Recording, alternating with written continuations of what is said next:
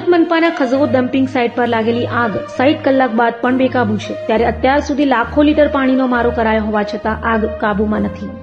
સુરત મહાનગરપાલિકાની Khajod dumping site પર લાગેલી આગ 60 કલાક બાદ પણ આગ બેકાબૂ છે. ફાયર વિભાગના 78 થી વધુ જવાનો દ્વારા પાણીનો મારો ચલાવી આગ ઉપર કાબૂ મેળવવાનો સતત પ્રયાસ કરાઈ રહ્યો છે. જોકે હજી પણ આગ બેકાબૂ છે. અત્યાર સુધીમાં આગ બુઝાવવા માટે અંદાજે 20 લાખ લીટરથી વધુ પાણીનો ઉપયોગ કરાયો છે અને આગ કાબૂમાં કરવા માટે 150 ટન મારી નાખવામાં આવી છતાં આગ કાબૂમાં આવી નથી. બીજી બાજુ દુર્ગંધ અને ધુમાડાના કારણે સ્થાનિકો પરેશાન થઈ રહ્યા છે, ત્યારે ડમ્પિંગ સાઇટ પર લાગેલી આગના પગલે રાજકારણ ગરમાયો હોય તેમ વિપક્ષે હાલમાં જ પાલિકાના શાસકો અને એજન્સી સામે આક્ષેપો કર્યા હતા.